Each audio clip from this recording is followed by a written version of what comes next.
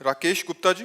माता वल्लभ श्री हरिवंश। श्री हरिवंश महाराज जी। महाराज जी, नाम जप में मन नहीं लग रहा महाराज जी, माया घसीट रही है, माया के पहलवानों से पूरी तरह परास्त हो चुका हूँ महाराज जी। ऐसा रहा तो मैं डिप्रेशन में चले जाऊंगा, ऐसा लग रहा है। भंवर नहीं बहुत नहीं तेज नहीं चल नहीं, रही है। क्यों डिप्रेशन में क्यों चले जाओगे?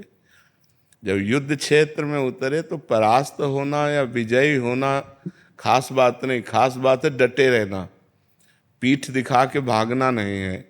जब हम भगवान के मार्ग में चले हैं तो हमें डटे रहना है।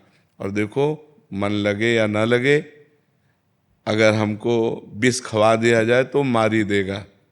हम श्रद्धा से पिए या अनजाने में पिए, आग को अगर कोई भूल से छू ले या सही में छुआ दे तो वो जला ही देगी, क्योंकि उसमें दाहिका शक्ति है, विष में मारण शक्ति है और नाम में तारण शक्ति है। जैसे हम राम राम राधा राधा हरि हरि रट रहे हैं, हमारा मन नहीं लग रहा है तो भी हमारा कल्याण होगा, पक्का कल्याण होगा। इस बात पर विश्वास कीजिए।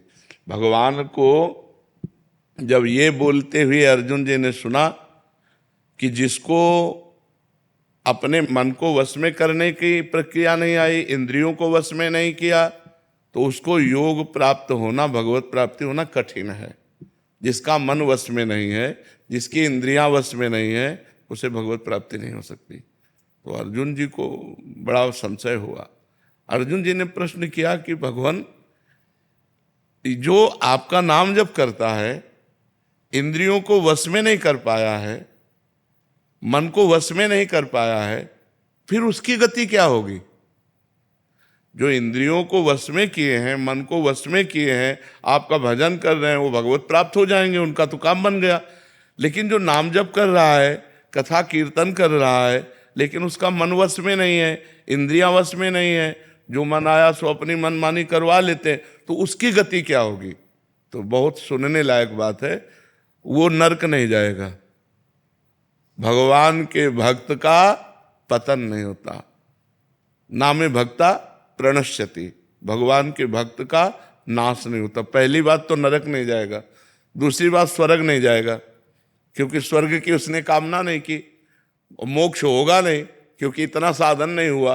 तो उसका कुलवान श्रीवान ऐसे घर में जन्म होगा जहाँ भक्ति का माहौल होगा, खूब ऐश्वर्य होगा, और बचपन से ही उसे भक्ति का ऐसा अनुकूल वातावरण मिलेगा कि इस जन्म में ऐसा भजन करेगा, इंद्रियों और मन को उसमें करे और भगवान को प्राप्त हो जाएगा। एक जन्म और होगा तो घाटे का तो सौदा है नहीं, डिप्रेशन में क्यों जाओगे? राधा राधा बोल रहे, ये विनाशी थोड़ी है, ये अविनाशी है। ये किसी भी काल में भगवान के भजन का नाश नहीं होता। जो हम भगवान का भजन करते हैं किसी भी काल में नाश नहीं होता। और जितना भजन करते हैं, मान लो हमारा 100 नाम जप हो गया है, तो अब 99 नहीं उतरेंगे, 101 से चलेंगे। किसी भी जन्म में भजन करना। देखो, भरत जी महाराज राज परिवार घर सब छोड़ करके गंडकी नदी के किनारे भगवान की प्राप्ति के लिए साधना कर रहे हैं। एक दिन वो अर्घ दे रहे थे भगवान सूर्य को, इतने में एक सिंह ने दहाड़ मारी और हिरनी ने छलांग लगाई। वो गर्भवती थी, उसका बच्चा जल में गिर गया।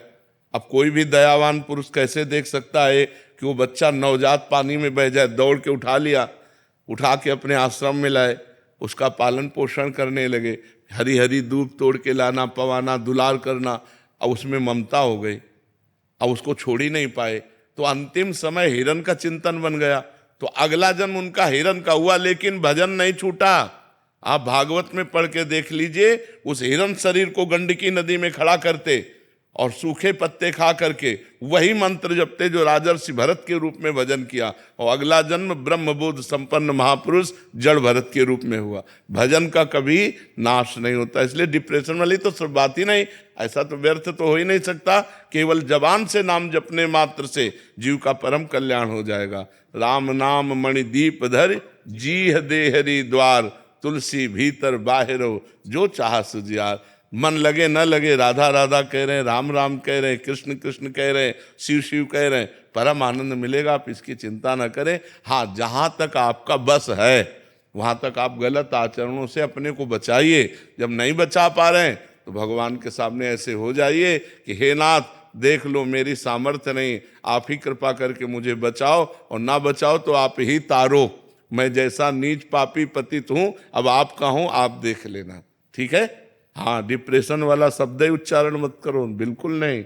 ये आनंद का मार्ग है, डिप्रेशन का मार्ग थोड़ी। इसमें तो डिप्रेशन खत्म हो जाता है। नाम जप के समय भी विषय विकार हावी होते हैं। कोई बात नहीं, तुम चिंता मत करो, वो कूड़ा करकट है, अंदर से निकल रहा है, अंदर आ नहीं रहा।